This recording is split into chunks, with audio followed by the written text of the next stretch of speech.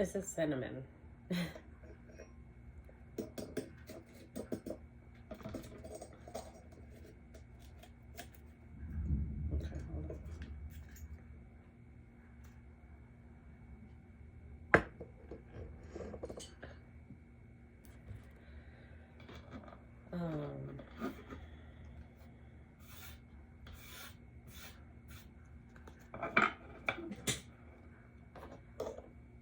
So,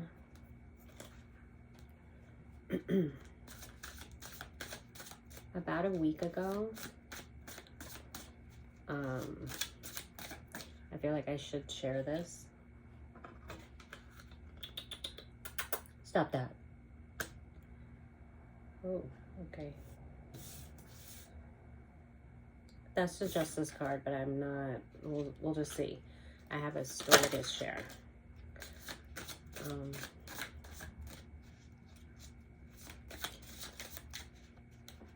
distracted, sorry. Louie, what are you doing? Stop.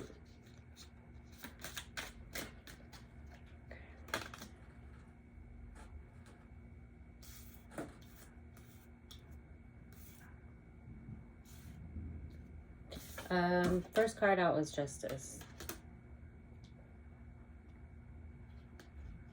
Okay.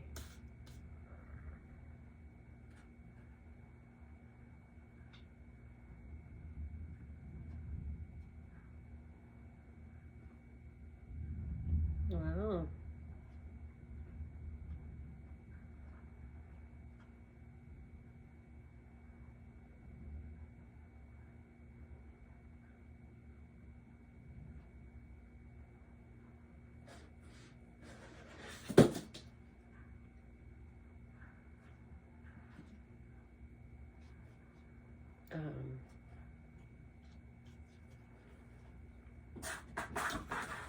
Oh no, he's gonna start. Hold on a minute.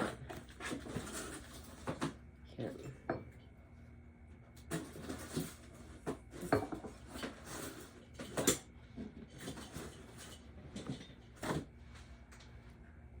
Don't do that, buddy. Why? Why did you do that? Come on. Right, come here, guys. Come on.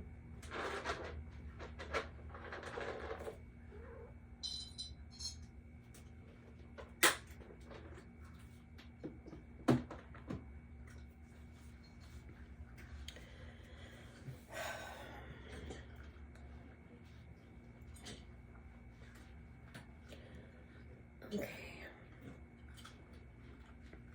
So the World on top of Judgment, on top of Ace of Wands.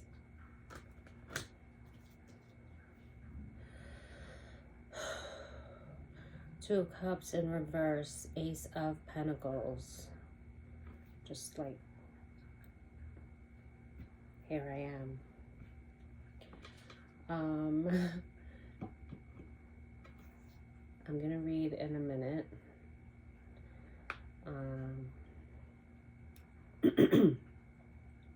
Trying to calm down. I feel a little bit scattered.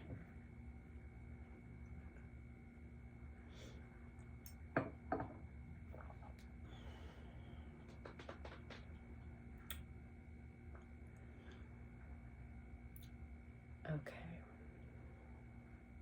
About a week ago, so I'm gonna be hopefully moving soon. Well, we'll see.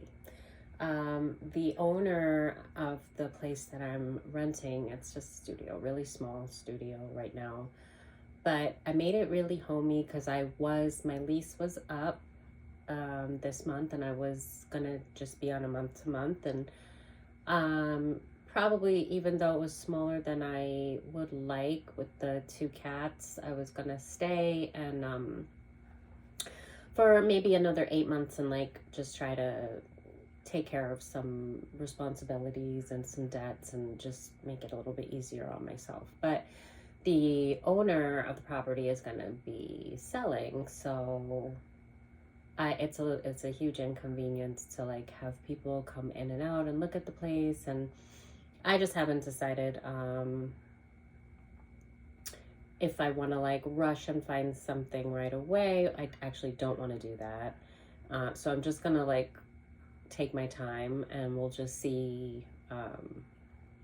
Obviously, I'm gonna be looking, and if an opportunity presents itself, then I might end up moving sooner than I wanted to.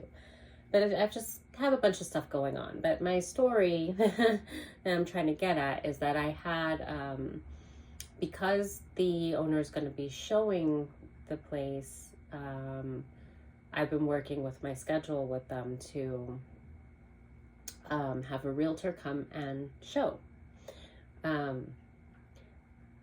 Now, I am, like, where I live is, I'm sure that a lot of you are the same in the collective, given a lot of the things that we have to or have had to go through and kind of recover from. I personally don't really like having people in my personal space. It is a sacred space, especially because it's such a small space.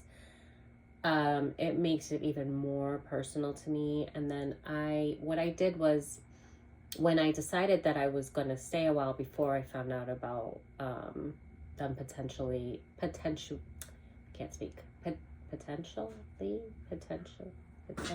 my goodness, what's up? Anyway, you get what I'm saying. Them deciding to, come on, babe. Them deciding to sell, I'm so distracted. I'll get it together. Hold on a minute. If I'm distracted, it's for a reason. So I'm just gonna try my best and let it flow. Plus, I haven't been on in a while. So I anticipated that it might take a little bit. Just give me a second. Why are you doing that? No, I don't know. No, it's raining out.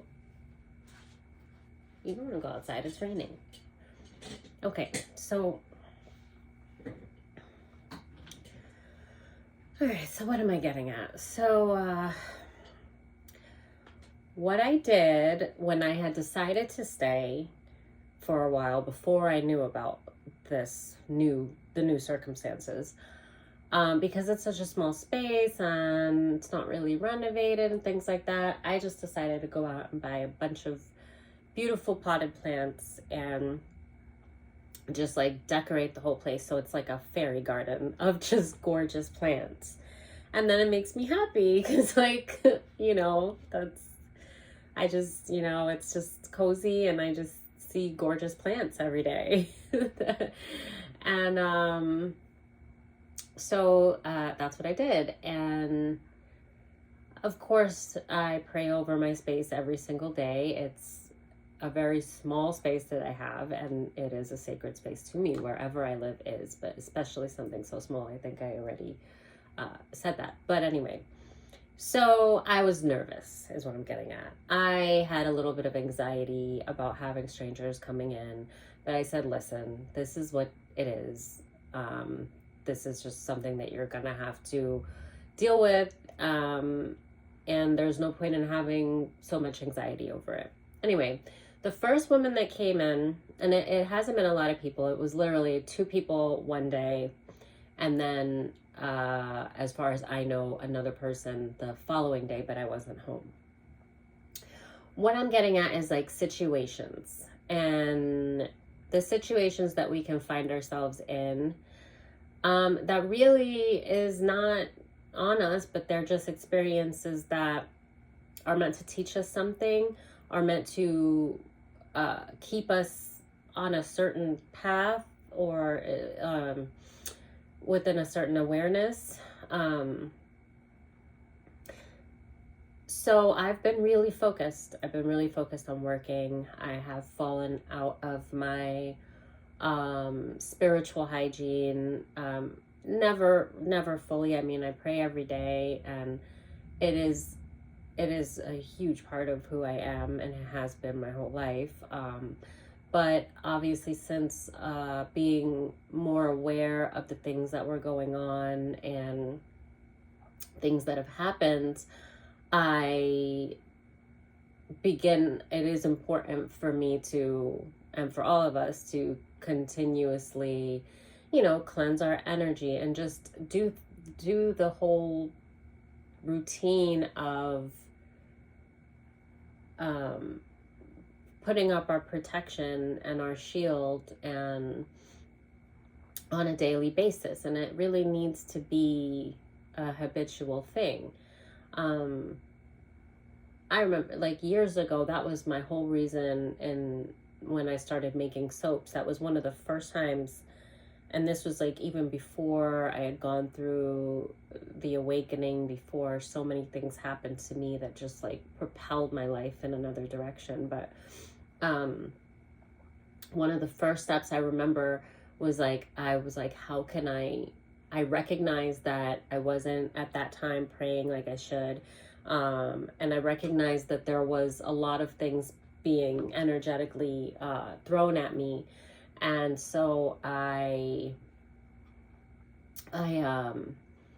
remember saying, like, it's going to have to be a routine. You're just going to have to build a practice, a habit out of just healing rituals, so that it's not like a burden on you when you get overwhelmed with these basically spiritual warfare that's being cast at you, and you don't have spiritual hygiene, so you're not on top of cleansing and doing the things that you should to protect yourself. And I was aware of that, so I was also aware that this needed to be a habit, it needed to be a routine, and that was going to take building a routine. Because at that time, although I was always a spiritual person, I wasn't aware of a lot of things that were happening. And it's probably why it got as bad as it did, because it was like the Holy Spirit needed me to be aware. And so it took a huge wake-up call of just basically sink or swim. It was like live or die, because these things were happening to me spiritually, and there was no option but to become spiritually aware or not survive the things that were happening. So one of the main things I had done, which was one of the greatest things I could have done, was that I started to make soaps, which was always in the back of my mind. I knew I wanted to do it. I knew I would enjoy it, but I had just not gotten the ingredients. I just hadn't done the research and the work to put into it. So now at this time, I had all this storage space in my house, and I had decided I was gonna do that. That was gonna be my first step. Like, I remember first I started making candles, loved it, and then I started to do the soaps, and I knew I would love it because I love sculpting, and I just feel like that's all up the same alley. I love messing around with clay, and but the soaps, so they were spiritually cleansing properties. That was what I based them on, and I can't wait until I'm able to start that up again, because I miss it, because I actually wound up loving it so much, and then having a talent for it, and it was helping. Where I was just, that was the only soap I used, were the ones that I was making. And so I was washing myself daily with, I was doing that cleansing like I wanted to. It was a very smart thing. That was like one of the first steps to building a spiritual routine. And now I buy,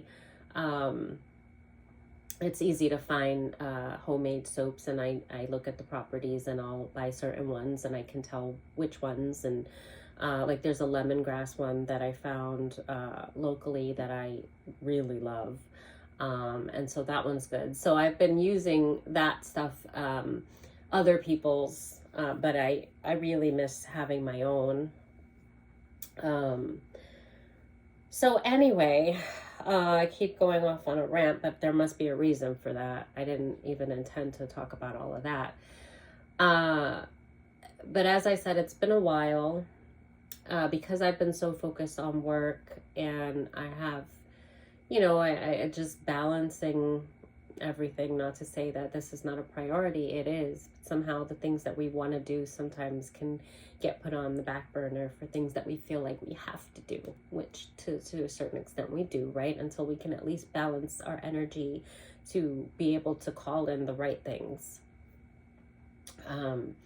So anyway, have anxiety about this, but I tell myself there's no point in having anxiety. I surrender it, you know, to God, and I just say, will you just, well, if anything, this is gonna light a fire under your ass, no pun intended, that to get you moving, to like find something else, because if it happens consistently, I know myself, I'm gonna be very uncomfortable, and it's definitely gonna motivate me to want to find a way to move sooner than later. However, so anyway, it was the first day, and the first lady that came in was actually a realtor, but she wasn't the realtor that was going to be showing the property. She just happened to be a realtor herself, and she was coming to look at the property. And the realtor, she made it here before the actual realtor got here. So she was actually great. I let her in, we talked. She was like, oh wow, is this all, like, she liked the way that I had decorated it, like all the flowers and the plants, not even flowers, just beautiful jungle plants. Anyway, so you know, and before I did put some effort into decorating it a little bit just to make it cozy. Because it was a small space, I have so much stuff in storage, and I was just like, well, it's just stagnant energy. I'd probably rather to donate it and just start over fresh, but that kind of sucks because it was all stuff I was gonna end up having to replace and blah, blah, blah, blah. You know the drill. So anyway, that's, I guess, irrelevant, or maybe it's relevant, I don't know. But I did, yeah. So I attempted to make it cozy before I knew they were selling. I was trying to live very minimally, which was fine, because I didn't know what I was doing. And then when I had intended to stay, I was like, well, if you're gonna stay longer, make it cozy as you can, and, you know, utilize some of the things that you have that you actually like, because why have them just sitting in storage? Like, you know, I don't know where I'm gonna go next, what I'm gonna do. So I mean, I mentally have been prepared to just walk away from everything again if I need to, and it kind of sucks, but just because I don't really like having to rebuild. So like if that happens, I will definitely be living very minimally, because I don't want to buy a bunch of stuff again and then end up having to figure out how to sell it, get rid of it, or, you know, just like, anyway, keep going off on different tangents. There must be a reason. But anyway, what I'm getting at is, talked to this lady, everything was great. I was like, okay, this is not so bad. You know, I just need to make myself available for certain people, you know, whenever to visit, to look at the space. It literally takes a few minutes. And I know how to cleanse my space, so it really shouldn't be, you know, I'm overthinking it. So the realtor comes to show someone shortly after that lady leaves, the realtor that's actually going to be showing the property. So I met her once briefly a year ago, where somebody was looking at the property a year ago when I first moved in. And I met her one time, just like for a few seconds. And she seemed a little nutty. And it's funny because the owner used the same term, but I didn't really think much of it. Anyway, this woman comes in here. No, I don't even know where to start with it. But I am getting at, don't second guess yourself.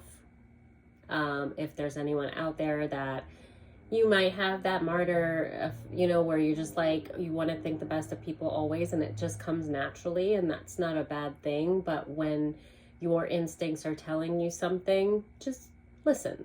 They're, you know, your instincts are there for a reason. You know, the Holy Spirit is speaking to you. Angels, ancestors, you know, just listen. Listen to your intuition. Don't second guess yourself. Don't shut yourself down as don't just be so dismissive of yourself, if you're someone out there that is doing that. Because I started to kind of, there was something that was off. And I'm going to start by what ended up happening was I had Spirit kind of go through in detail and recap the whole encounter with this woman, because something was very seriously off after she came in here when I wasn't here. So the first day she came in, and she was waiting on the person that she wanted to show the space to. So we were talking for a few minutes, and you know, it was fine, but you read between the lines that something, you know, what I did get, because I just listened. She was a talker. She liked to talk about herself a lot. And not to say that there's anything wrong with that. I do that, you know, but that's fine. But I listened, and what I did gather was that she was into spirituality, and that is a red flag for me. And not because I'm a hypocrite, because I would love more than anybody, anything to be able to like meet my soul family, to meet other healers that are actually healers and embrace spirituality through healing and through love, right? That is very hard to find. And probably because of the path that I've been on, and I'm sure that many of you can relate, although especially with this community, with the tarot community, I mean, I am very aware that there are other people that are kind, loving, that genuinely embrace spirituality and themselves and the healer within themselves. And I know there are people like that, but what I have encountered way more than that is people that embrace spirituality on the dark side. So this was, it is now a red flag for me, not to judge anyone, but to be wary, to be aware, very aware of what's happening when I meet somebody that embraces spirituality and talks a lot about that. Because what do they embrace exactly? Who do they worship? You know, is it the God, the creator of all things, the highest vibration of love? Is it deities? You know, is it dark, false idols, dark beings that they conjure to do their bidding for things like money and recognition and just tormenting people? Because there are people that do this shit for sport, actually. And I've had to learn that the very hard way. And so when I was younger, and that could be by age and just by spiritual awareness, I was always very attracted to people that embrace spirituality, because I felt like, oh, finally, it's so great to have somebody that like understands this, somebody that like I can, you know, we can embrace this, and that's a great thing to have in common if you're both healers with good intent. But it was always the other way. And then I would always, somehow the people that would flock to me that were spiritual were actually energetic vampires and into demonic things, and would really come for me spiritually, and attack me. And so I had to learn, like, you can't, back then I was very naive and I didn't see the dark side of spirituality because I didn't indulge in it. So I didn't know, and I didn't also know how common it was and how many people were doing it and like hiding. So when, you just, I don't know, the woman was talking about sage, and she was just talking about like saging her car and things like that, and she was talking about spiritual stuff, and I remember being like, oh, you can put lime in your car too, it's really good for just kind of cleansing any kind of negative vibrations, and it just don't have anything that can puncture it because it will mold, but if you just have it in its own little space, it dries out into a hollow shell. And I was just kind of talking to her about, like, I said something like that, but most of the time I listened to the stuff that she was saying. And so it was a spiritual conversation in which my antennas went up. And there was also something about her energy that was off. But one of the main things, when this woman came inside, she stared at my plants. I had most of them off into like one corner. And she just, she stared. And when, I don't know if, well, I'm sure you know, like if you see somebody and they're looking, but you could tell they're looking with thought. So like they're focused on something, you could tell like there's something going on in their mind. And energetically, if you pay attention, sometimes you don't have to pay attention, you just feel it, you don't have a choice. You can know if they're thinking something good or not good. And she was looking at my plants and like beaming at them. It was very obvious, and she was pissed. And I remember like it was like a silent moment, like, because it was when she first came in before we started talking, and while she's waiting for the guy that she's going to show the place to arrive, he was a few minutes late. So the first thing she's doing is just staring at my plants. And let me tell you, the plants were bringing me so much joy. And I will say this, I do like having plants around me because they keep me in check about my own energy.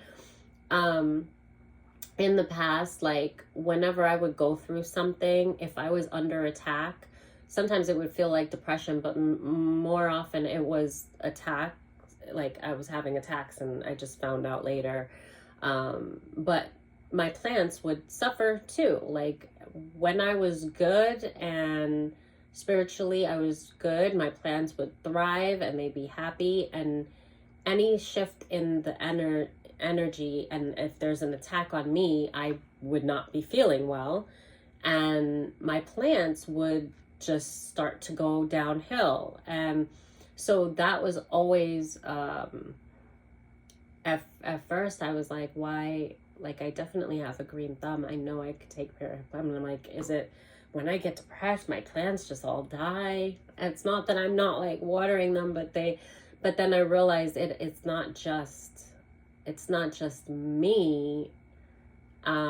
It's whatever attacks being sent on me. It's the overall energy in my space will be shifted if I'm not protecting myself and covering my space and, healing and taking care of myself. So the plants will show kind of what's going on energetically. And that's something that I figured out.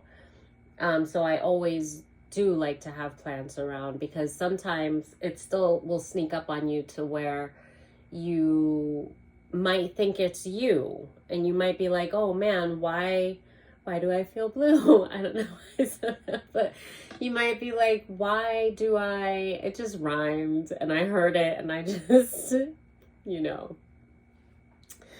but yeah, you might just kind of be like, blame yourself, like, oh, here I go again, I'm in this funk, And how do I get out? And the more you think about getting out is the more that it feels like something's holding you down.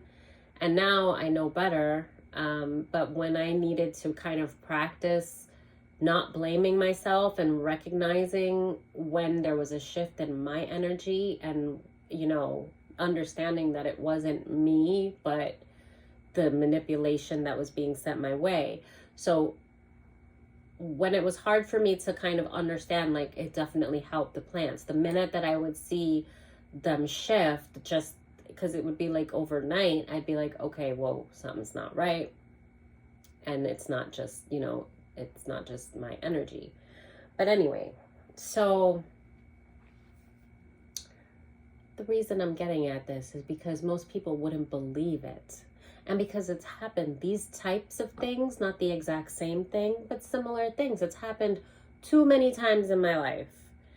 And no doubt there's a reason for it, because if these things weren't happening to me, I would not be a person that I would have always been a spiritual person, but I would not be a person that actually was like practicing spiritual hygiene and keeping up with what's happening energetically, and actually paying more attention to reading energy and my own especially, and being more self-aware. Like the stuff that I went through, it navigated my life to the path that I'm on now, and I'm so grateful for it. I like that I'm aware. I like that this is my path. It's been hard, especially when I didn't understand what was happening and why. And that's why it doesn't necessarily affect other people, or it does, but they're just not aware of it. Maybe because it hasn't gotten to a point where it became that they needed to either wake up for survival, or just not make it. And for me, it was that way. It was coming harsh. It was coming a lot. It was coming from my own family. It was coming from people that call themselves my friends. It was coming from relationships. It was just coming all directions, just attacks after attacks after attacks after attacks. I would not have made it to this point if I didn't, it was survival, that I had no choice but to become and embrace the spirituality that I always loved, but I just never would have, I never would have read tarot. At one point I guess that, not afraid, but there was just because of how I was raised, I thought that it was bad. And I even understand how other people think that it's bad. It's just, people are entitled to their opinions. It can be, who is the person that's reading, who are they communicating with? What do they allow and condone in their energy? Those are things you have to be very careful with. I did hear a while back, I saw a video, and I remember a girl, I don't even know if I might have mentioned it to you guys, but I remember a girl was talking about, and it's been so long, I don't know if I can remember verbatim what she said, but let's see if I can get the gist. I remember that she was talking about how she basically embraced spirituality, and she thought it was all good. And then she said that she went to a reader one time, and she talked about the space that the reader was in, and some of the things that she described, and she was creeped out, which was her spirit telling her it wasn't right, it wasn't the right place for her. But some of the things she described, the minute that she started to go in detail, I knew immediately that person was a person that was very demonic and was using and abusing spirituality. That person was a very dark being, right? So they were housing a lot of dark beings to do whatever it was that they were summoning them to do. She picked up on it, and that made her feel that it was all bad. And so she was warning, she made this video warning which rightly so from her experience. I totally understand, but I also recognize that she took that one scenario as the whole. And there is a good side and a bad side of things. And there would have to be, because there's, otherwise it would just be taking people out. Like, you can't not know, you can't not practice. If these things are happening to you, you have to become aware, you have to practice spiritual hygiene, to be able to protect yourself. And chances are it's happening to you because you're meant to be one of the people that can combat this and that can be a healer. So you're meant to heal yourself, and it's difficult, it's but anyway, I'm letting myself talk. I hope that it means something to someone, because I did not expect to say all of this. I was just gonna get to the chase of what it was gonna take 5 minutes to talk about this lady's energy and what happened, but for some reason I'm ranting, so let's just let it be.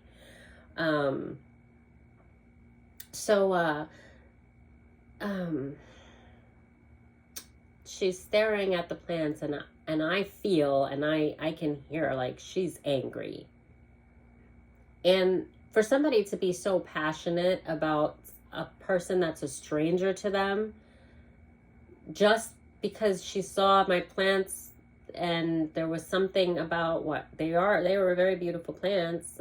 They're not doing so well. Not all of them are doing so well right now, which made me pretty sad. But then I realized that was her intent. So, it's not the end of the world. I'll be fine. I was disappointed because I would walk in and my plants were thriving, and it would bring me joy every time to just see them. They were like, every day they just got more beautiful. They were sprouting new leaves. They were all just thriving so well. And when she came, the day I had work the following day, and then she decided, she didn't really ask, and I just decided to just let it be because they want to show the place. So I said it's fine. They set an appointment for 2:00. I did say that I wasn't going to be available at that time. I had to be at work. And she said she was going to just use the key to show it to the one person. I asked her, you know what, it's fine. Just because of my cats, please shoot me a text when you leave, just so that I know all is good and I don't worry while I'm at work. Anyway, big mistake. This woman came in here, and the minute that I entered that night, it didn't feel right. And I had to work the next day, and I was exhausted because it was really late. And I just, went to sleep. And the next 2 days, I think, let me see. I think I actually did I have to work the next day? I think I did. And then I was off the following. Anyway, what I noticed was within 24 to 48 hours of this woman entering the space, my plants started dying. They just didn't look well. And because I was kind of in and out, I didn't have much time to really spend with them, but I noticed, like the next day, I noticed that, whoa, why do my plants they don't look well? But also the energy didn't feel right. And then the craziest thing about it was 2 specific ones. They were actually 2 that I had on a pedestal. One that I had put in the bathroom, and it was on a pedestal, like a acrylic pedestal in there, and then another one. And they were really beautiful. One of them, I'm gonna see what happens, but it's not looking very good. But I'm watching these plants 24 to 48 hours after that. I'm watching them like just die before my eyes. I'm watching they all looked a little questionable, but it was the two main ones, and they were the prettiest ones too. It's funny, ironically, it was the first one that I bought and the last one that I bought, which was just kind of ironic. But when I say I'm watching these plants every day, they look more and more beautiful. And then immediately after this woman was in here, I'm like, I'm in disbelief because I'm looking at the plant and I'm just seeing the leaves just fall. Like, it's just like the leaf, it was really sad. It's just like and and the other one had these big jungle leaves, and so it had less leaves, which was even more devastating because these big beautiful jungle leaves, but it was not a lot of them. So then it's just like boop, and it's just like, and I'm looking at the plants and I'm just like, what? Like, I would just look up and I would just see a leaf fall.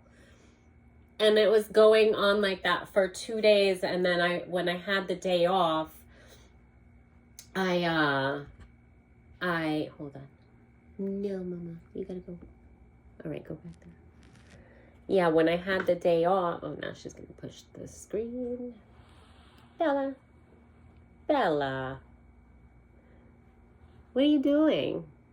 Okay, so yeah, when I had the day off, I had time to actually tend to them. And what's that? Is that from her?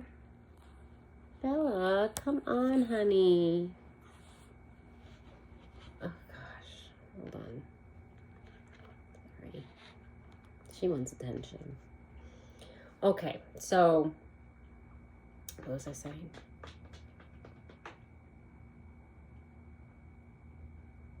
Oh, my goodness. So, yeah, the leaves are falling. And, oh, my gosh. I've totally lost my train of thought. It'll come back. 1 second.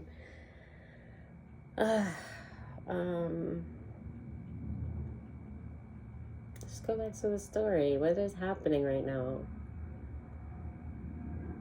Oh, when I had the time. Okay, so yeah. So my day off, I had the time to actually tend to them. So,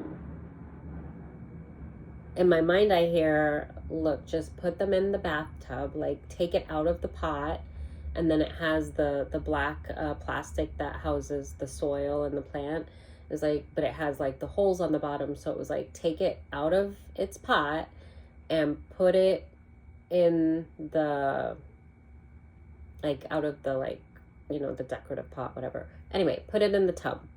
And I have the shower hose, and it's unfortunately not the best water pressure, but in this case, that was good.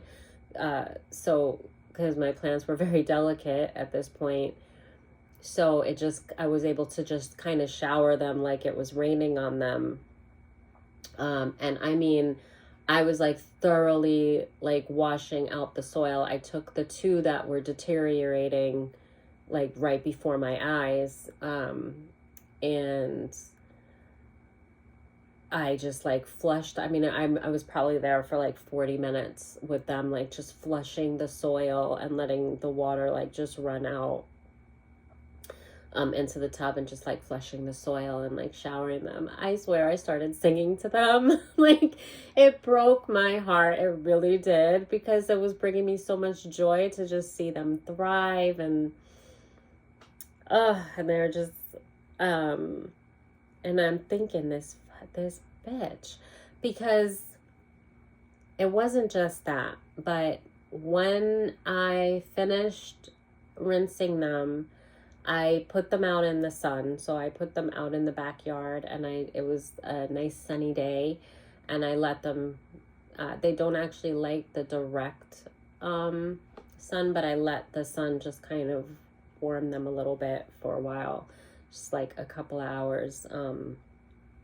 And I will say, after doing that, I wish, I mean, I wouldn't have known, but I feel like it would have been great if I would have done that immediately, because the leaves stopped falling.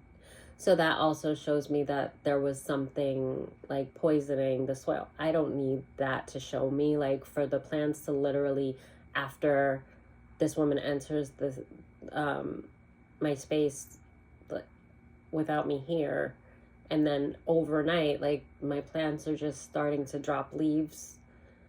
And it was like I actually saw in my mind, like, her putting something and just being quick about it. Like, she didn't stay long and to, like, poison all my plants, but she went the two most accessible, because there was one that was right at the doorway to the bathroom, and they were large, very large, like tree-like plants. And then there was another one that I had on a pedestal that was like by like the reading chair that I have. So I kind of it was just, I'm thinking to myself, because I want to say this didn't happen, there has to be an explanation. And of course, Spirit won't allow me to do that, because there was an explanation and I knew what it was. But I didn't want that to be the case, because I'm thinking, like, why would somebody do that? Why? What satisfaction would you have to kill a total stranger's plants? One that it's not going to affect you in any way. But I know better than to ask that question, because especially when people are under demonic control, it is spiritual warfare.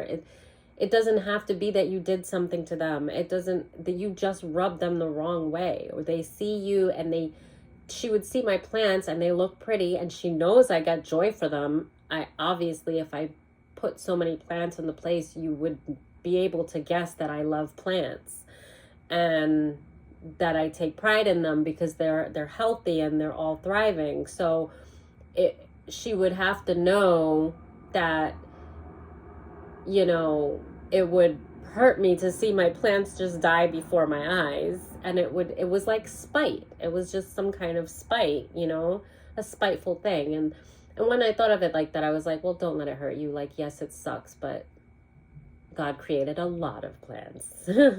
Luckily, they will not be, they're not the first plants you will own, and they will not be the last. So it is not, it does suck. And yes, they were bringing you a lot of joy, but they're not gone yet, and it's okay. It's basically, I had to talk myself down and be like, do not give this person the satisfaction of robbing you of your joy, you know, because clearly that was what the attempt was. It was just hate. It was just hate and like spite. That's a really spiteful thing to do to a total stranger. And I mean, there were certain things, you know, when something just doesn't rub you the right way. There were a lot of little things, you know. Even the owner was like, she's a little nutty, but, you know, and I was like, what does she mean by that? But I remember meeting her the one time briefly a year ago, and I knew why the owner said that, but not fully, because at that time I didn't know that this was a full-fledged friggin' demonic witch. So you know, now Spirit is showing me, because I'm like, of course, the reflex was to be like, well, why would somebody do that? What satisfaction does she get out of that? And Spirit wouldn't let me do that, because I know better at this point. I know that I don't have to do anything for somebody to come for me. It's just, all I got to do is just be me. I also know that somebody who, I doubt with her energy that anything is living around her. So, I mean, it could be something as simple as, you know, she tries to put plants in our home to seem like homey or something, and homey. Homie, don't play that. No, I'm sorry. I don't even. Okay. And they die. You know, it could be something as simple as that. And then she comes in and sees my plants and she's like, this bitch, who does she think she is? You know what I mean? whatever. There's no reason for it. But my point is just people don't need a reason. So if you find yourself second guessing or trying to shut something down that spirit is trying to show you, stop it. Allow the information to come to you, and then just, release it, surrender it, do your healing, cleanse, pray it away, protect yourself, shield yourself, whatever you have to do. But if you're in denial of the fact that it even exists because you don't want it to, because your first instinct is that you don't want to think bad about people, especially somebody that you don't know, and then you don't want to, you feel like second guessing yourself because you're like, okay, not everybody is out to get me. Let me not become crazy. Like, yes, I know spiritual warfare is a thing, but I don't know this woman. She entered the place one time. Now I'm being paranoid, because that's kind of where I started with it. And then spirit was showing me like, what the hell? No. So like, stop it right now and listen to what I'm saying to you, because you know better. You know that you don't have to do anything to provoke it. You know that you are a magnet for people like this, and it is a part of spiritual warfare. You also know that you have not been keeping up with your spiritual hygiene. You've been working so much, and yes, you've been praying, but you haven't been doing, you haven't been embracing it and becoming it the way that you were, especially since your awakening and everything. Like, I did fall off. And I almost feel too like, one, yes, the attacks are going to happen, but I do feel like sometimes spirit will let it happen because you're on your path for a reason. And when you fall off, your own protection, God wants to keep you close. So if you're drifting, yeah, he's going to remind you and be like, I love you, but when was the last time that you even talked to me? Like really, when was the last time that you allowed my armor to come and to embrace and cover you? And, I did fall off. My focus was more on material things, more on survival, and less on being open to just allowing. It was, I started to forget about surrender. I started to naturally to fall a little bit more into control. Like, I can control this. I'm working this hard. I'm doing this, and I know better. But again, habit. It takes the habit. Like, once you know, you don't just like snap your finger and you're somebody different. Yes, you are, because now you're aware, but you have the conditioned thinking and all these things that you need help breaking, and it's going to take practice and routine. And so I did fall off, and so it doesn't surprise me that happened at all. But what if I'm sorry, but okay, so when spirit told me, like, shut that down, basically, about the self-doubt and about it's great that you want to see the best in people, but when spirit is showing you that something's wrong, pay attention and listen. That's it. Don't be dismissive, because this is intuition, and you cannot, it's almost like you're so dismissive of yourself when you, with the right intentions, but it interferes a little with that self-love, because why are you being dismissive of yourself? We already live in a world where people are going to be very dismissive about us if we dare try to explain this stuff. They are going to say that we're crazy, but they don't live the reality that we do. So in a sense, I don't blame them. If they went through what we went through, then they would have no choice but to be aware and embrace it, or let it totally kill them, because that ultimately that's where it goes. Like, even if it's not physically, it's spiritually. I mean, it is draining you. So anyway, so Spirit started to show me some things about the encounter, the entire encounter, to show me why I should know not to second guess myself, because there were a lot of things that I dismissed as, oh, she's weird, you know. So this is interesting, and it's going to sound a little bit hard to believe. This woman, okay, I definitely, like I said, it's a sacred space. It's a sacred space. I've cleansed this space. I pray over it all the time, every day. And what,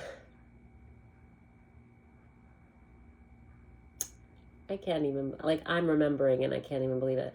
Like, it was like something from like a vampire movie or something, where they can't enter unless you invite them in. I kid you not. When I opened the door, the woman stood outside and she did not enter. Now, mind you, I know I have allergies. I made sure, especially, I know people are coming here. Like, sometimes, I'm not gonna lie, sorry, my nose is tickling me.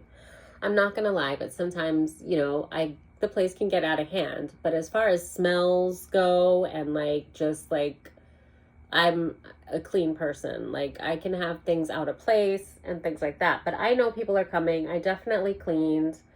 And my place never has smells like that. You can't even tell that I have cats. Like, I'm very, in my mind, the cleaner their litter, the cleaner my place, because their paws, the cleaner their paws, right? So I really stay on top of that, and you just can't, you wouldn't know unless you see their toys or you see their food. Like, you would not know that I have cats from any smells. Just say that. Okay, so this woman stood outside the door and she did not enter. And it was almost like, I'm telling you, it was like there was a barrier that she could not cross. I saw the woman do this, like look at something that wasn't there, but obviously was. But she did one of these, like, she kind of did like a circle, like, looked like I saw her do that. And it freaked me out. And I just kind of stood there with the door open, and she stood there, and then she goes like this.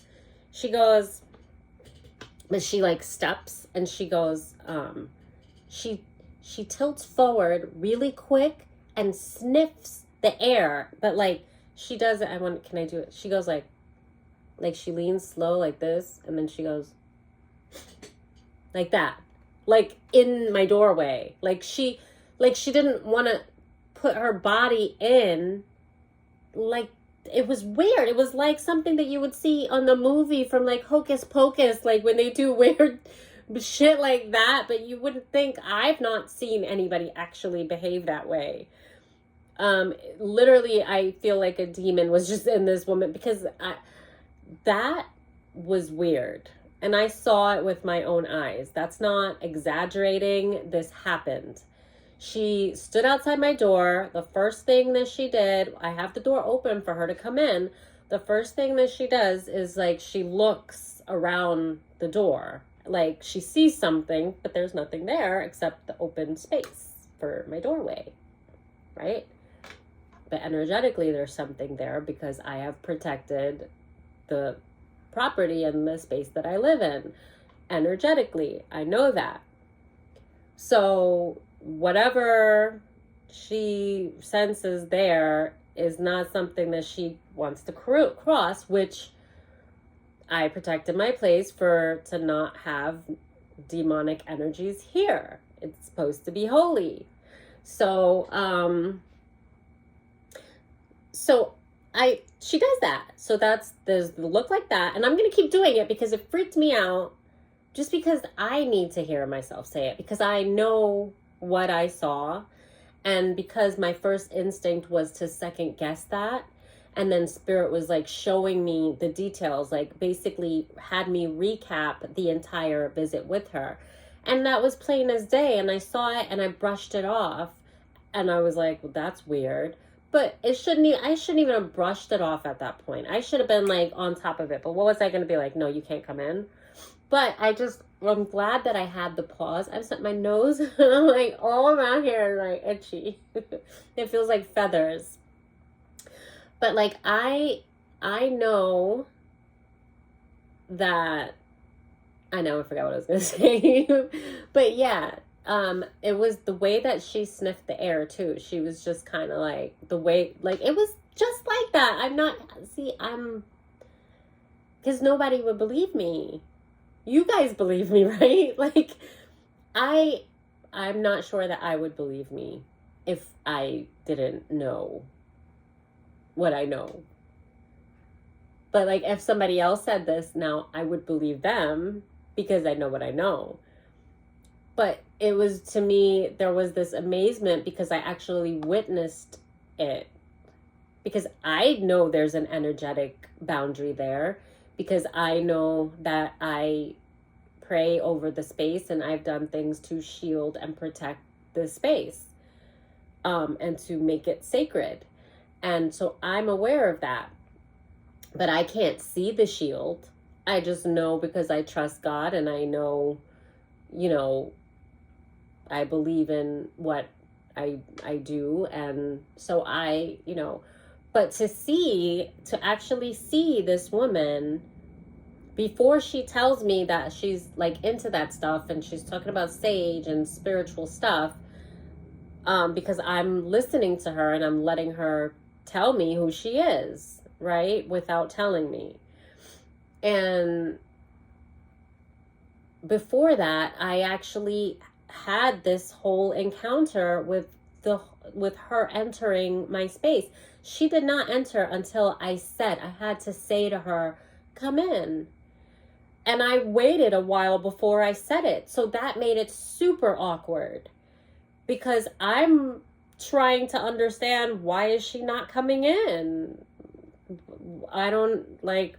And so I'm going to continue telling you the whole thing, and I'm telling it in detail, and I'm going over and over it again, because the more I tell you is the more I'm telling myself, like, yeah, this happened. And I need to start to not be surprised, because it's happened so many times at this point that these things shouldn't surprise me anymore. And that's one of the things Spirit was telling me. And I feel like that's why I'm explaining this, because I feel like there is someone that has been going through something and they are ignoring the details, and they're feeling like if they allow themselves to think and accept what Spirit's showing them, that they are giving into being a little bit eccentric or paranoid. And you cannot be so dismissive of your instincts, because they're there for a reason. And this is how Spirit communicates with you. So if you are so quick to shut it down, you're going to be robbing yourself of your own clairvoyance and your own intuition, your connection with the Holy Spirit and protection, right? So anyway, so she does that, which I still can't. Like, it was the slow lead. And then almost like where she saw the barrier, she did like a, it was I can't. I'm trying to reenact it because it was crazy. Because I saw this and I'm still like, I know it was weird, but for me to like even go to second guessing myself for a second when my plants started to die, I saw what happened. I saw like there was this whole encounter before it happened. So Spirit was showing me in detail the things that happened to get me to like, what are you doing at this point? Why are you even like second guessing? Like you, it's one thing, just allow the information and then decide whether you may be exaggerating, but allow it, don't block it. You know, because I was shutting it down before it was even like I was able to receive everything. And it was like Spirit was like, okay, let me show you all the things that you ignored. Not to say, you know, I was going to tell her like get out at that point, like she was there to see the place, but I did. I dismissed it. And Spirit was showing me as I'm watching the leaves fall off my plants, like the bitch did something to your plants. So she did that quick that quick sniff thing. That was the freakiest thing I've seen. I mean, probably not the freakiest thing I've seen, but it's up there. But she did that, and then she still didn't come in. And when she did that sniff thing, I was like, oh, I just made espresso, so I,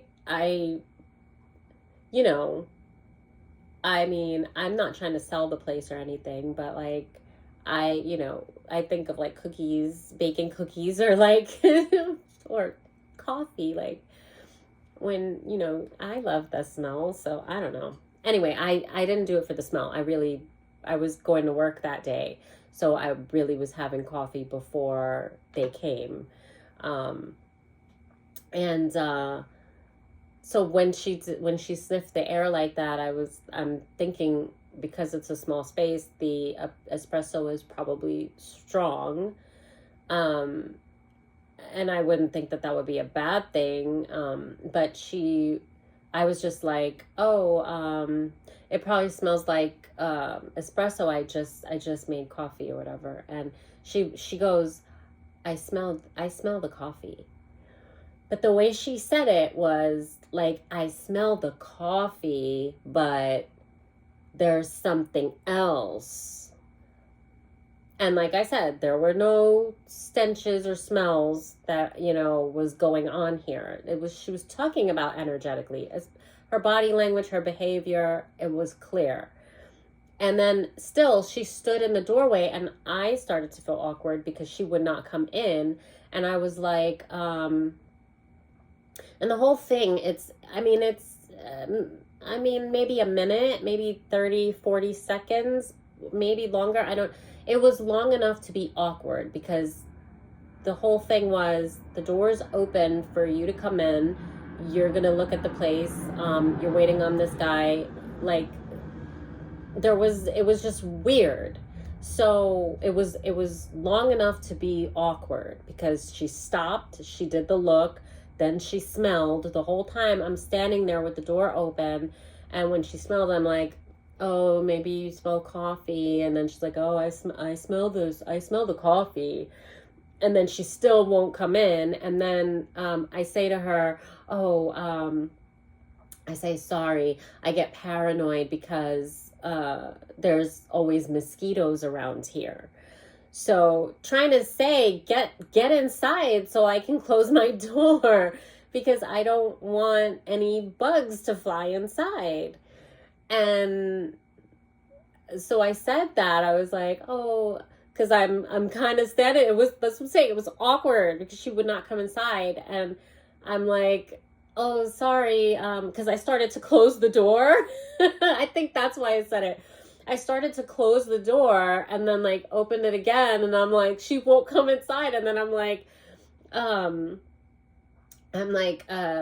I say about the mosquitoes, and she's like, oh, sorry. And then she goes, oh, sorry. Like she does the body language to come in. Oh, sorry. She's going to come in. She still doesn't come in. And I go, come on in. And then she steps and comes in. Now, are you kidding, right? Like, what more?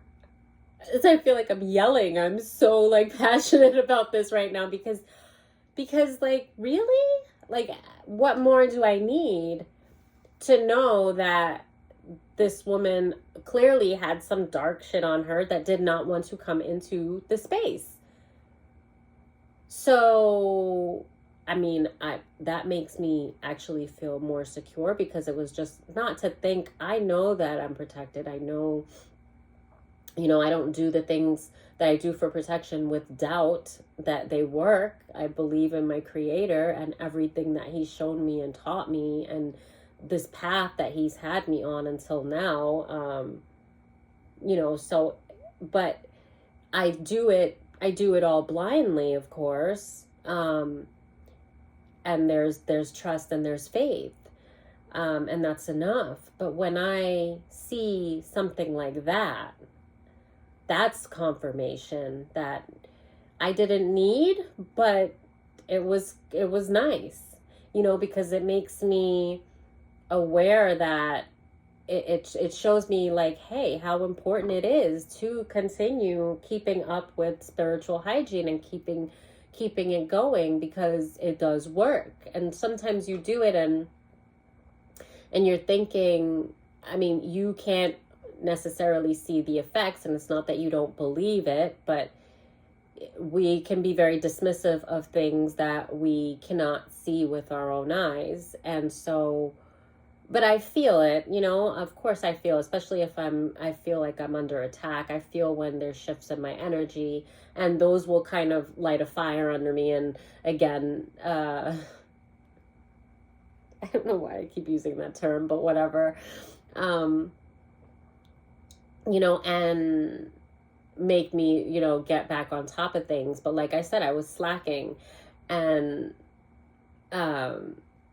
that is comforting in a sense, because just to be able to have had that experience and to see, like, it is confirmation of, just the entities that we can welcome and house in our own being, and that because a human being can cross without problems, but an entity won't. And that's exactly what happened. And it was like on some vampire shit for real. Like in the movies, like you have to invite them in. Apparently, she could not enter until I said, come on in. And it was so evident, and so awkwardly evident too, because at the time I wasn't thinking about that, but I was expecting her to come in. And then I started closing the door, and she's like standing, she would not cross that threshold. And I'm closing the door in front of her face, and then I'm like, oh, you're being rude. And then I open the door, and that's when oh, sorry, I'm like paranoid about mosquitoes, meaning you're standing in, like, not even in the doorway, but like right outside the doorway. Why are you not entering? And she goes, oh, I'm sorry. Like, and she does like the body movement, like, oh, I'm sorry, I'm coming. And she does the body movement to enter, and she still does not enter. It was so bizarre. And then I say, like, it's like she's scared, and I'm like, come on in. And then boom, she stepped and walked right in. And then when she walked in, she stood right a few feet in, and her eyes went straight to my plants. And I'm facing her, and her shoulder is to me, so her body is facing toward my plants. And I'm standing there staring at her, and I'm picking up on her energy because she's angry at the sight of my plants. I can feel it. I can see it on her face. So, so that was another thing. And it got to the point where I felt uncomfortable. So I was like, oh, like I had to give an explanation for why I had all these plants. I was like, oh yeah, it's such a small space, and I just decided to just decorate it with beautiful plants. And her response was almost with a disgust that she couldn't hide. But she was like, yeah, plants make the place really homey. but she snapped it at me. Like, because the energy, her focus was in such disgust while she was looking at my plants that when she responded, her tone could not be hidden. So she was really short and was just like, yeah, plants make the place really homey. But it wasn't a good thing. It wasn't like, yeah, plants make the place homey. I have plants too. Yeah, you know, that's, especially being a realtor, like, you know, like, of course, it was so weird. And, yeah. So, oh, then there was another thing. So when I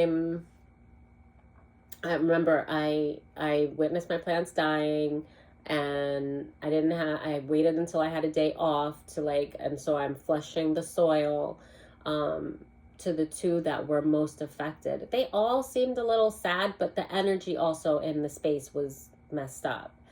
But I do think there was the two that their leaves were just one after another. There was going to be nothing left in another day or two if I hadn't flushed the soil like I did. And even still, some of the leaves are like browning. Like, I think I should probably do it again, but they stopped dropping leaves, but they still just look a little sickly. But anyway, so that's what it was.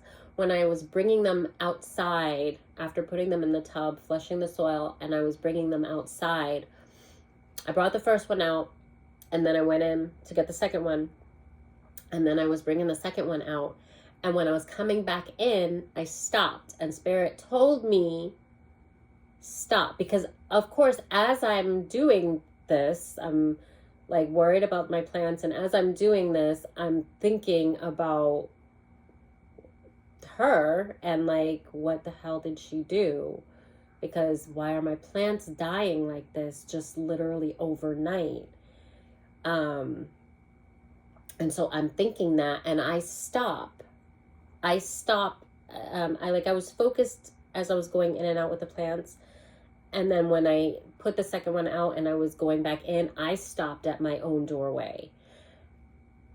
And it was like Spirit stopped me and was like, investigate. And like, I stopped and I just saw something on the side of the door that looked like a liquid that was poured, because it was kind of on the concrete. So like the wall was concrete next to the door, and it was in the doorway. Like the wall makes a doorway before you get to the actual door. And the wall had something poured right above where the doorknob is. I could see the discoloration as like a liquid that was poured right there in the doorway. And so I stop and I'm like, wait, what the hell? And because the night when she was there and I was at work, I get home late, so I wouldn't be able to see that. Even with the porch light on, I wouldn't be able to see anything like really in the doorway. Plus, I'm not thinking that. So it was just happened because it was such a bright sunny day. And after I flushed the plants and I was kind of in and out, on my way back in, I just saw it and I was like, whoa, what is that? And then I look lower and like down toward like a little bit lower than my kneecaps. So it's like lower in the door, the side of the door, on the same wall where I saw something dripped. I literally see a piece of freaking foam. I don't know what it is. It's just something. It's like, it looks like a very thin piece of foam, like styrofoam, but like thin, like a little tear of a piece of foam. And it's stuck with some kind of glue on the friggin' wall. So if I was even gonna second guess all the stuff that was with her behavior, with the doorway, the fact that my plants are friggin' just molting, is that the word? They're like just falling apart right in front of my eyes. within 48 hours after she was here. The only difference is this the first time I had someone in this place when I was not here. And I don't have like people come in and out. I don't have friends come to my place, especially because it's a small space.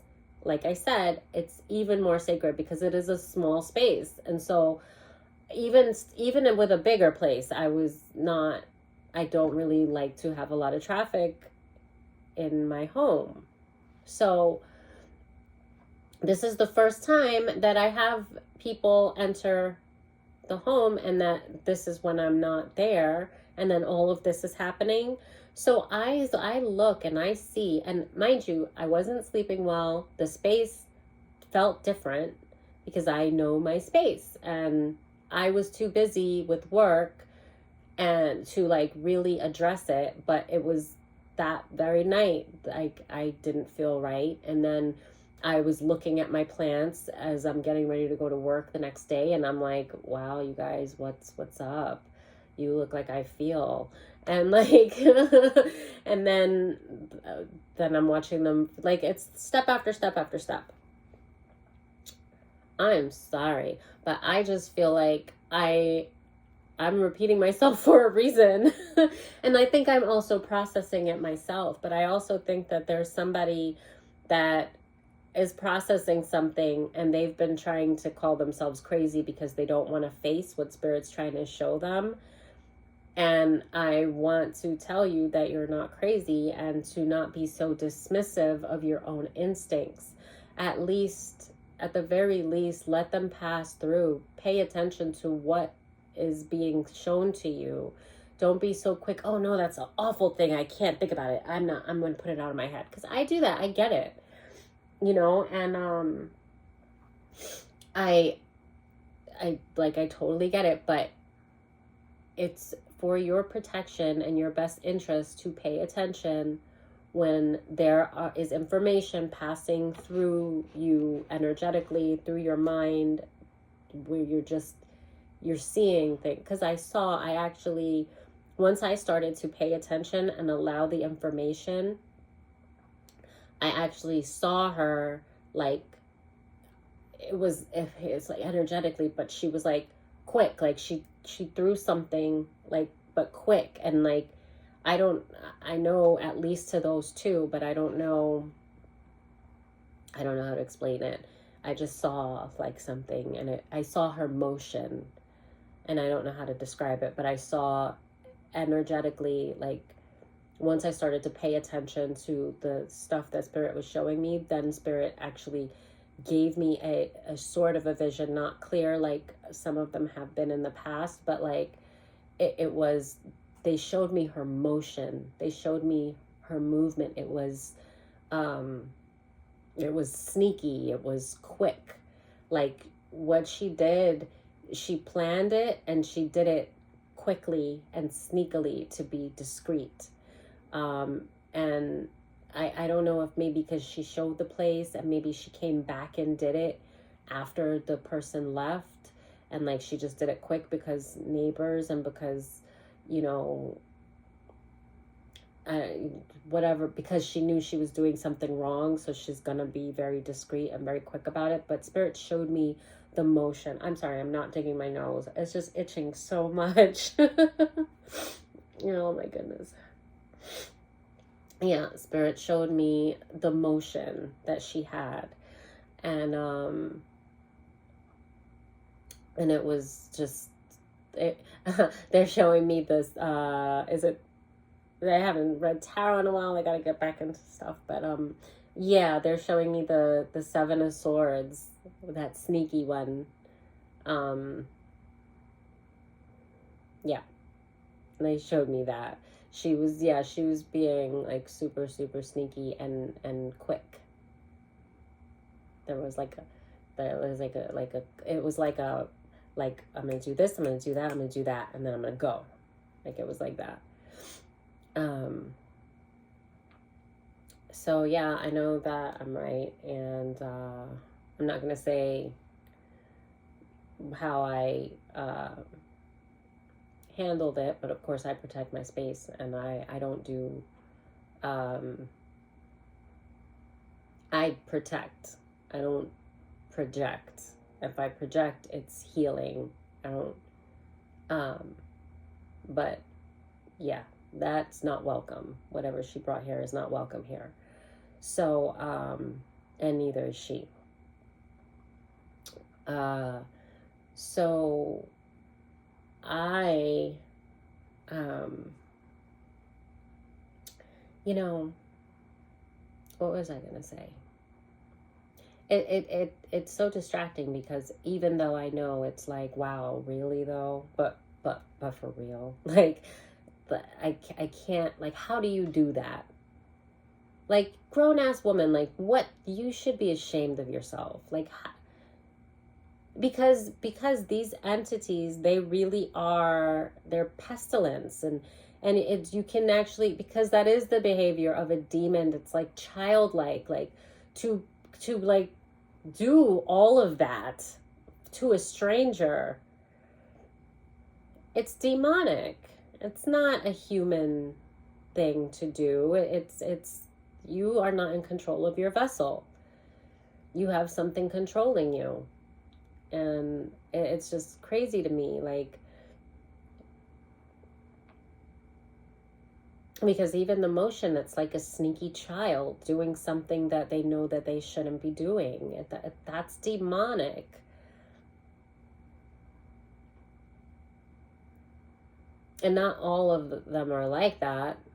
You know, some are like a lot darker and not as just like juvenile like, but it's still so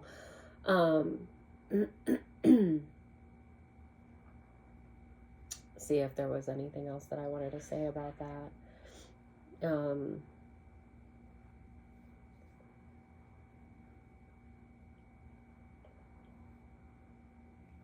To me, that is just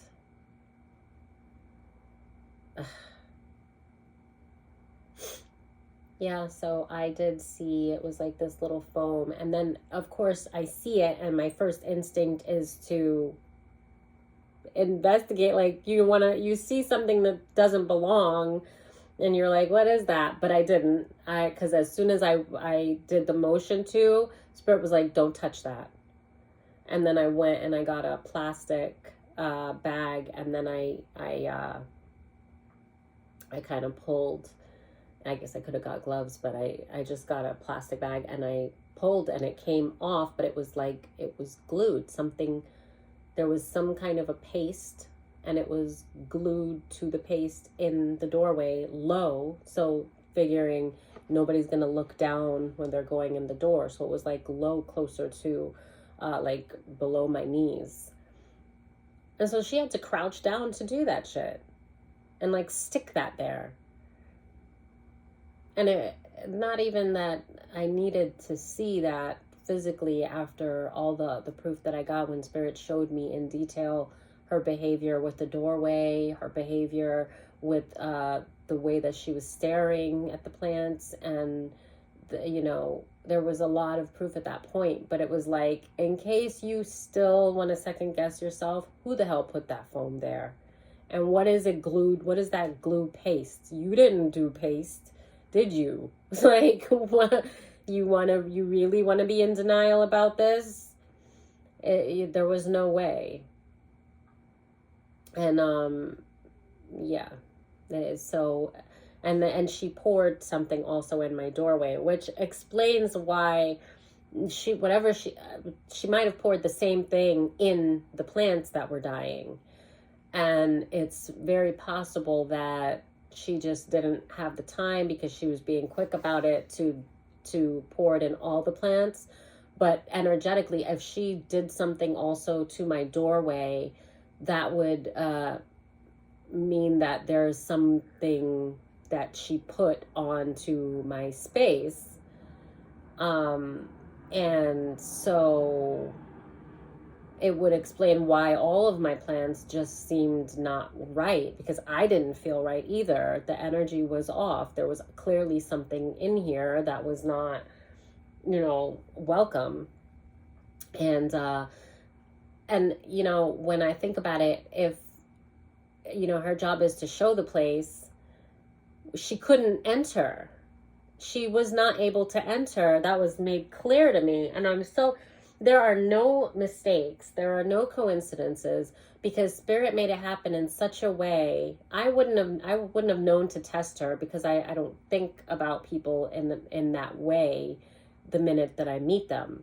So I wouldn't have known to like test her and really study and see like, oh, can she enter? Like, that didn't cross my mind.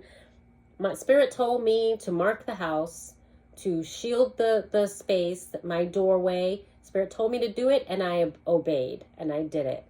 I just did it without question. I did it. I planned. I got salt. I did what Spirit told me to do, and I didn't think about it again. And it was probably within days or a week, maybe 2 weeks tops, but I don't think it was within 2 weeks. I feel like it was within days before that whole thing happened. So it's funny because it was before I knew that the owner was going to be selling. And oh gosh, guys, come on. Give me a break. No, you're not allowed on the table for this reason. Get down. You see what happens? Get down. Go, go, go. Go on, you sleepyhead. Go. You okay? All right. She's acting like she can't walk. Oh, I'm sorry. Let me see how we can fix this. Okay. Yeah. I guess I'm gonna have to come back on and do a reading. It's what, an hour and 30. But yeah,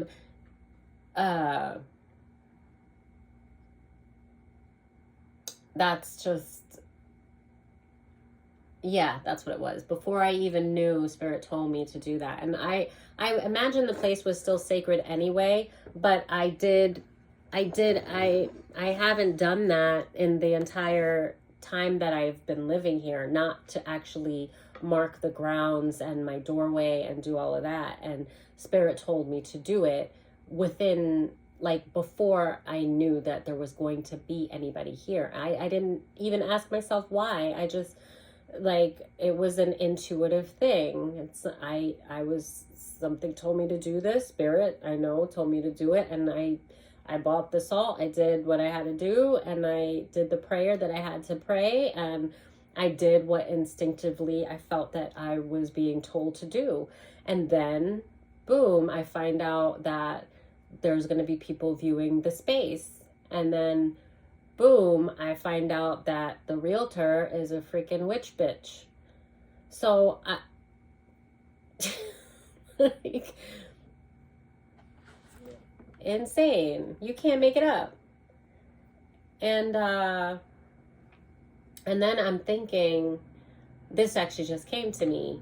If she has to be showing the place and she couldn't enter, she probably had to do something to make it so that she could enter. That's probably why she did what she did.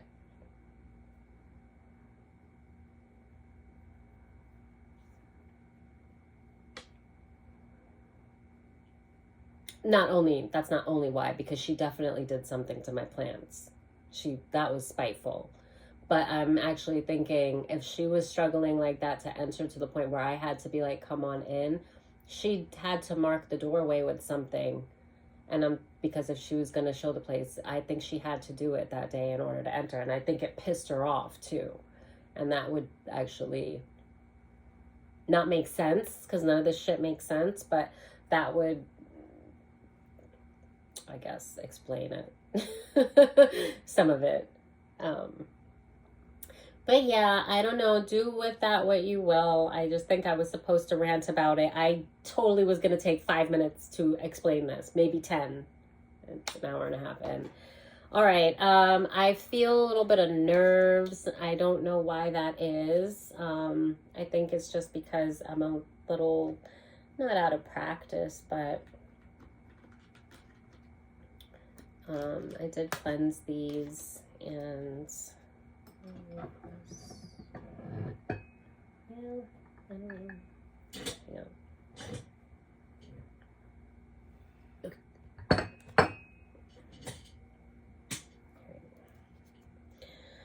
So let's just see. I'm going to try.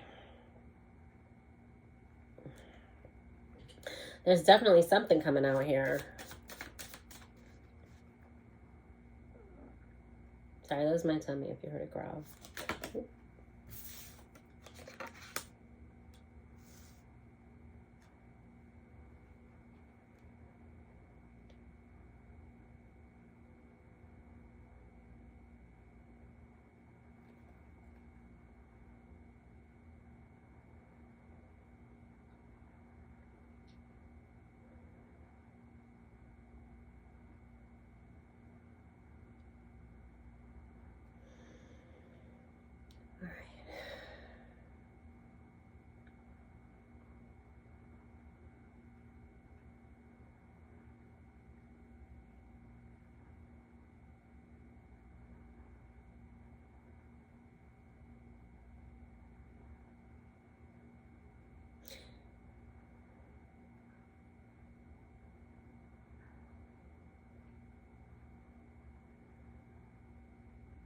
Somebody, okay, no, let me keep going before I say anything.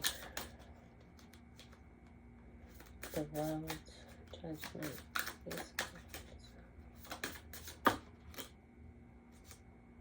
right.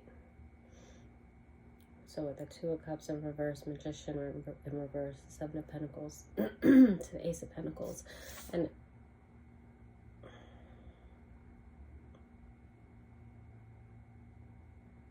I don't know if this is collective. That's why I'm trying to figure, well, I'm thinking more so than it is than it isn't, but I'm feeling somebody's waiting on, I guess, not necessarily abundance, but they're waiting on something of, my words, I've been like stuck. They're waiting on something of like substance, and it has to do with like financially. So, but they're waiting for something from the divine with the Ace of Pentacles. And I'm getting a lot of focus to the money bags, and then definitely like the hand of God, like something you're waiting on. So I would think that's collective, because, or it's I'm not getting the energy clearly, because I got it two different ways. I got it that it could be like the collective is waiting on something that they know that the divine is intuitively, maybe they know that the divine is bringing them. But then I also feel I get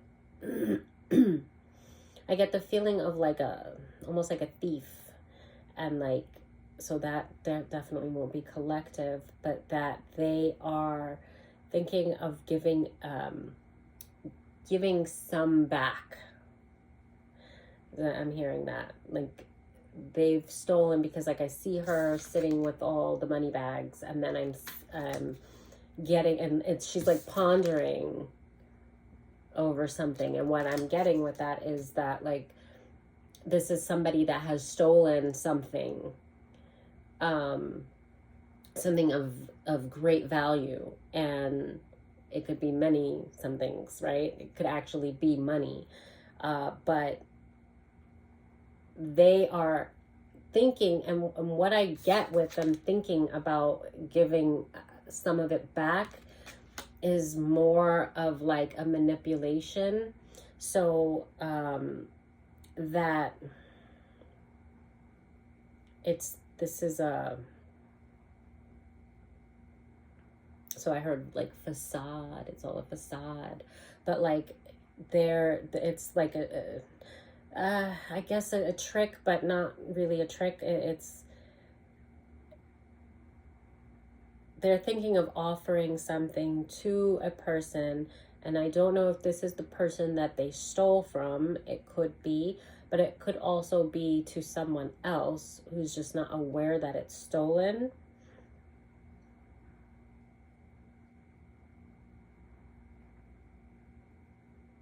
And you know how I kept saying the phrase like light a fire under my butt? And I'm like, why do I keep saying that? And I feel like there's some kind of like haste, like, and it's on the justice card, but I feel like, oh, and then that's 11. I see 11.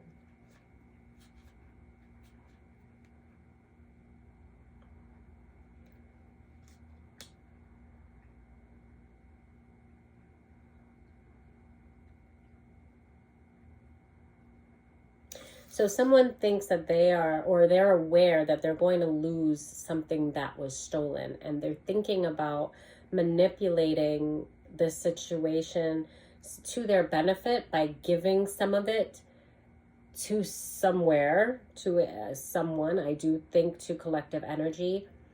But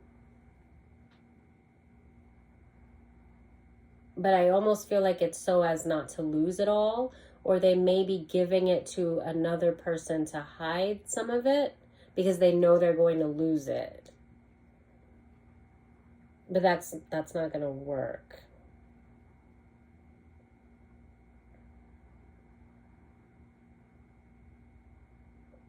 And okay, so it might be more than one person, like a couple, because when I looked at the Two of Cups and I saw it different than it actually is, because I think they're actually smiling at it. But the way that she's looking at the cup, with it upside down, and I saw the face, and it was almost like what I saw was like they're losing it. Like, oh my gosh, it's all gone, like that. Like, oh no, what? Oh no, like when you spill something, you're like, no, like. But they're losing something of value to them, something that was stolen. Oh no, what is it? Okay, hold on. Okay.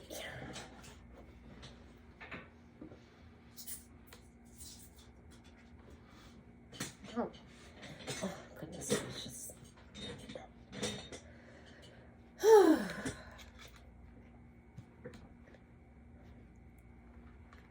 I don't know if I picked it up. I should have picked it up, paid attention to.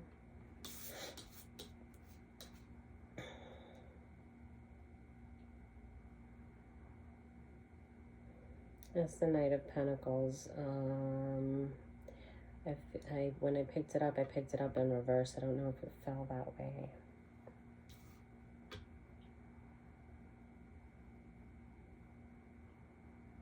Okay, but I'm getting like a gangsta, like mafia type, because of the actual, like, literal, like the photo. But not to say that anybody like that is mafia or gangsta, but that's what I got.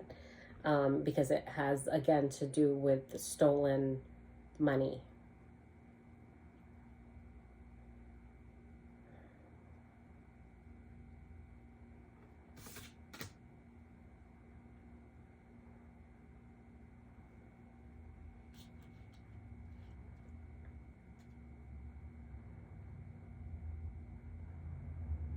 So there's already, yeah, and justice with the world, judgment wands. There's already been action like that has been taken on this, whatever the stolen merchandise or money is. Like, I don't know, I don't want to say legal action, but there's, because then I'm also getting with the Knight of Pentacles like a detective. So, like, on the case. So so while, okay, so we're gonna say this is a couple. So I'm getting the feminine though. because of the Seven of Pentacles, the way she's pondering about what to do, what to do, what to do. Should I give some back? Should I stash some over here? What should I do? We're gonna lose everything. And so there's been fighting going on too, because she looks at the male figure in this like this freaking loser. He's so like he's like she's thinking a lot, and she's thinking about like bad stuff about her partner in crime, I guess, because they're losing everything, and she feels like she has to be the mastermind because she's viewing him like a fool. Now, there is a detective that, I'm okay, when I heard the mafia, I almost feel like what they thought, when they did what they did, they felt like they were badass. Like, so they felt like they were like on some mafia type shit. Like, they felt like they were untouchable. They felt like they had people in high places in their corner. They felt like this was just a clean cut like job, like they robbed somebody, and I don't know if I almost feel like the collective energy does know about it, and they're just like waiting. And so when I got earlier, that could have been collective, where I was like, I feel like they're waiting for something to come back to them, or for like the divine to give them something. Like, they're aware that something's been stolen, but I don't think that collective that you're like losing any sleep over it. You're just letting things be as they are, and you're letting things play out as they will, and you trust the divine. So you're kind of expecting something, whether it's to get back what was taken from you or information, but you're expecting something from the divine, and you're just letting it play out as it should, which is beautiful. I wouldn't expect anything less of collective energy. And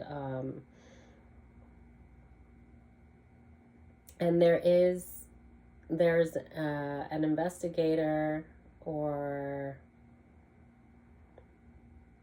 someone of authority has knowledge, but it's more than knowledge, because it's almost like these people are going down and they suspect it, but it's almost like you're already down and you just don't know. Like, they don't even know. It's like if, say, they were about to do a raid and the people are inside like counting money, like they know that they gotta go, but they're planning their escape because they know that they've been caught, but they don't know that literally the feds are right outside their door about to break it down, like at that moment. It's kind of like that. Like, she's planning, and she's trying to figure out a way out of this, but really she's trying to figure out how to keep what was stolen, or to keep some of it, or just like, there's a lot of stuff going through her head. Like, she's even thinking about killing this dude, sorry. But the dude, whoever, like, because there's a lot of like hate, there's a lot of arguing, there's a lot of bickering. She's thinking like seriously, like a serpent, like a lot of stuff going through her head that I don't really want to elaborate on.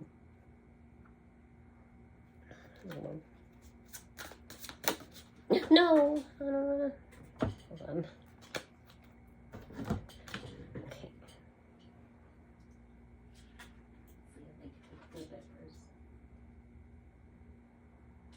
Okay. So yeah. Thinking. Wait. It's the Four of Swords.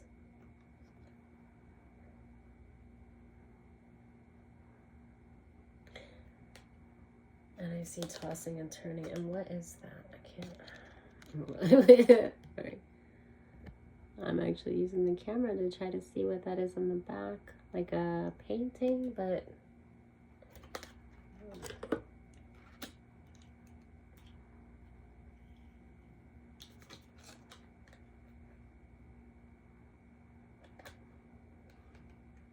Yeah, and this person is not sleeping peacefully. They're tossing and turning. What is that?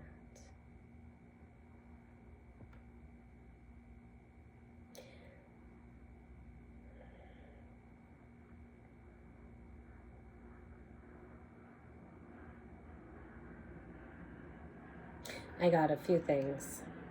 So one thing I got, that the same woman that's like sitting there plotting and planning is not sleeping well. She's having nightmares, but she's thinking about like a lot of like kind of, okay, hold on. I'm getting like sexual, but I think this was between her and whoever this person, the partner in crime that she stole this, now I'm going to say this fortune with, because it's, I guess it's a lot. But it's something specific to,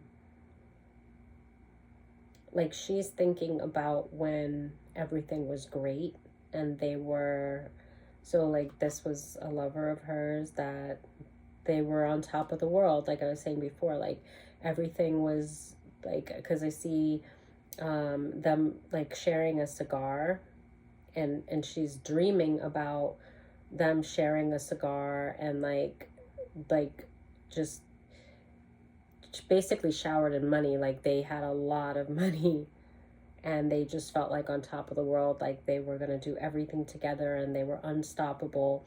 And she's tossing and turning because this has ultimately ruined her life and she's aware of it. And so it's almost like a reminiscent, like of before, like when things were perfect, in her eyes perfect, because they were wealthy and they were not going to get caught and they had everything that they ever wanted and they were like passionate, and they're, so that's what she's like tossing and turning. But then I also saw that the collective, I see like the collective is not tossing, like sleeping, but that they are having dreams projected onto them to basically try to energetically rob them sexually of sexual energy. So be careful of what you're, because in the painting it looks like a guy and a girl, like they look naked, or two guys or two girls, I don't know, but it's two people. That's what I'm seeing. It's very small, but, and I feel that they are also trying to I can't think of words all of a sudden. They're trying to like siphon energy from the collective. So they are trying to use your dreams to do that, and they're also trying to use sex magic to do that. So yeah, that's a definite.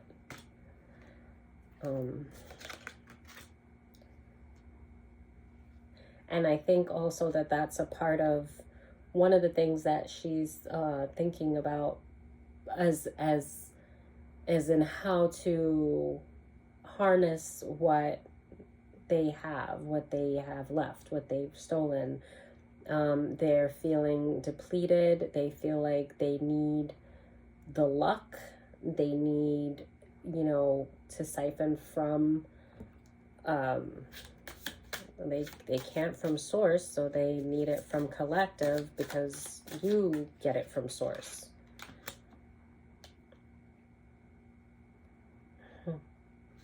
And of course, the thinking about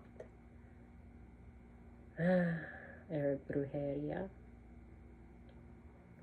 So I don't know if that's what I heard. So I'm just gonna leave it at that. And dragon, yeah, that screams witchcraft. No, please don't fall. Got it. Yeah. Yeah, they're losing, she is, but they are just losing all, it's the strength in reverse. All hope. Like I feel like she knows that there's just no way out of this. And I don't know how she knows that, but she knows. Probably through witchcraft, I don't know. And the Emperor came out. Let's see what else is up. There's the Emperor. Ooh, should I look at this? Six of Wands. Yeah, okay. So I feel like the Emperor might be the person that's shutting this all down. Five of Wands. Oh, I didn't even see that fall out. Five of Wands. Oh, yeah, they're trying to hold on. Yeah, the guy is just like, he doesn't even know what to do. Masculine energy. Let me take these off. Yeah, like he just doesn't even, like, it's crazy because it's like, he's panicking. The feminine energy is trying to think of a way out of this, but she's not. I think the only thing that she's getting right now is using divination. Like that's the only way that she's really thinking, aside from manipulating somebody by giving them it to hold, I guess, or maybe like making, because I feel so much deceit with that. So I feel like she's contemplating giving somebody this money to make it seem like a friendly gesture, like a gift, like a helping hand, but she's actually planning on retrieving it from that person in a very deceitful way, whatever way she sees fit, because it's hers. So she's not giving it up. She's intending to figure out the safest way to get it off of her person, to where she can come back and get it later. So she's actually planning on deceiving someone else as well. And the masculine energy is just like in a panic of like, we spent so much and I don't, and like, what do we do? Like he's already given up, I think. Like he's like, this is done, this is over, and he's just down for the count. Like he's not even thinking about ways to get it. He's more in like panic mode, and she's more so what's this?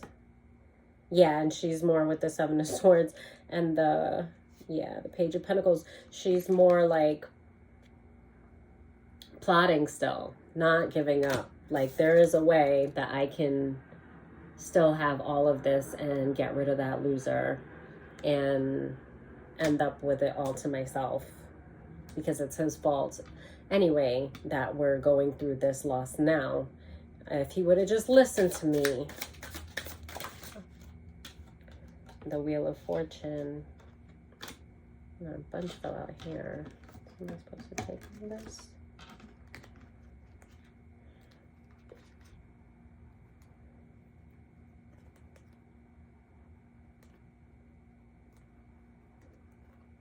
Yeah, like they had it all, and then with the Ace of Cups in reverse, that just like they're losing it as quickly as they got it. Huh.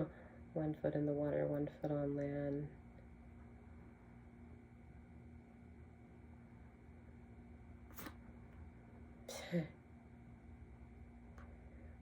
It's funny. Yeah, with Temperance, 1 foot in the water, 1 foot on land, and then the Devil's just like, yeah, I got you. There is no stability there. So, oh yeah, even the faces on that. It shows like one still thinks, and again, feminine, one still thinks there's a way out. Look at the expression. And the other is in complete despair.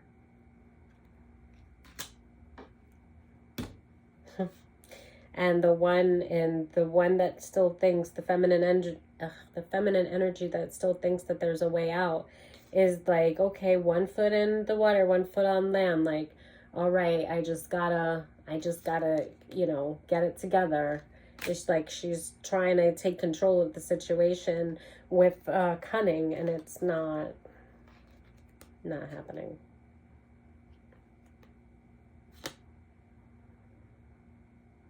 Yeah, she's with the Hangman. She's just kind of stuck in limbo because she doesn't have an answer. The Chariot in reverse. She's not getting out of it. And she thinks that she is like this is definitely somebody that thinks like they're just too smart for their own good. Like, she's so used to like just manipulating, that to the very end she's just gonna keep going until it destroys her completely.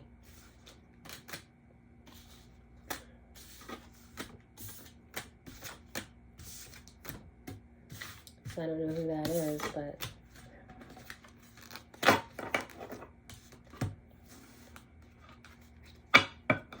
Justice is screaming loud and clear. I feel weird with my head cut off. Like, I should at least just have... I didn't mean to do that. Just because Bella was messing with the... So strength and nature. So this is like the collective, because I just felt like looking at that. Yeah, you're just embracing your power. You're resting, nurturing yourself.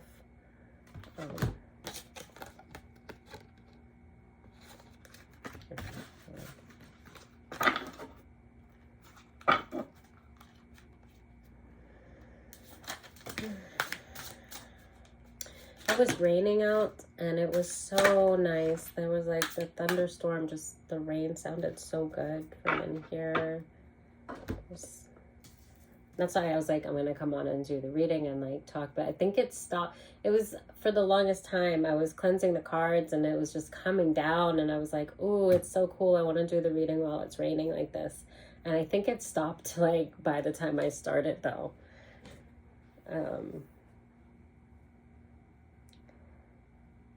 Yeah, follow your intuition. And I think it's back to the person that I was talking to about the second guessing. Follow your intuition, and it's like be centered from a place of love, and releasing the things that don't serve you.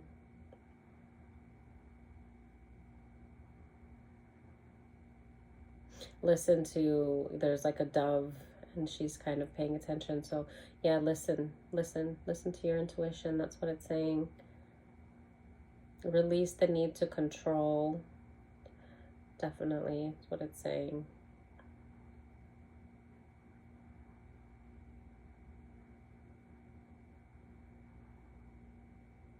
Yep. What are these?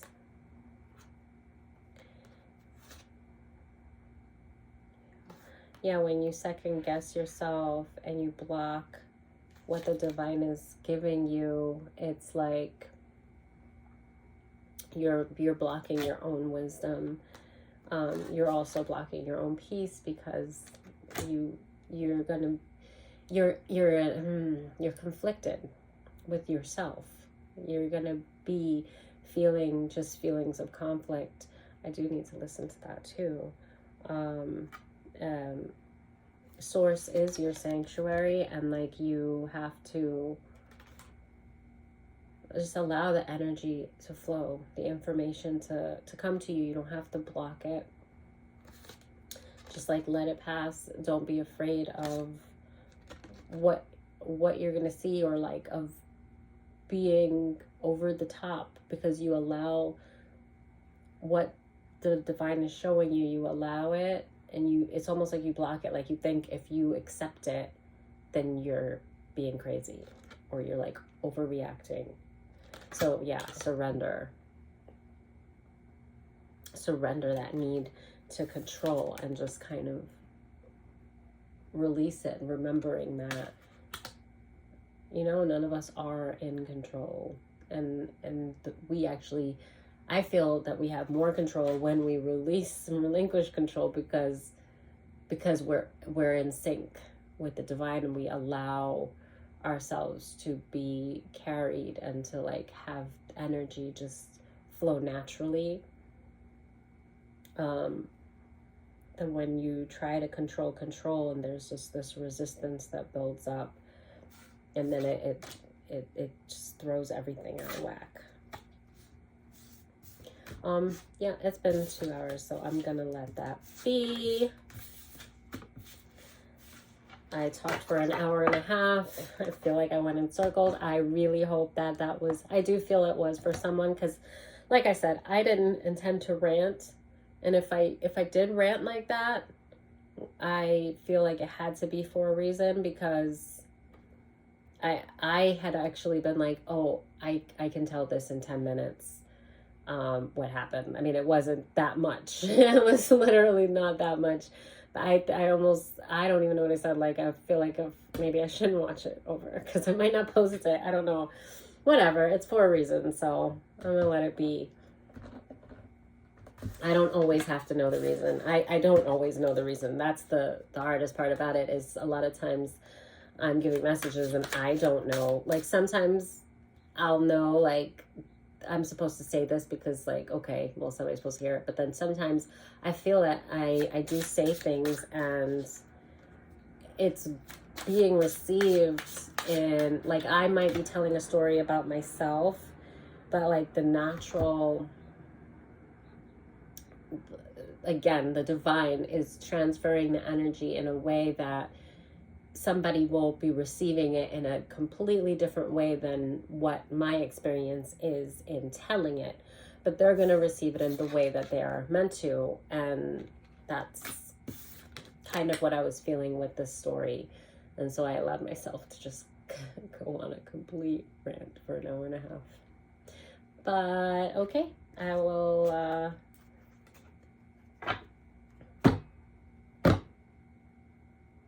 yeah. Okay, bye.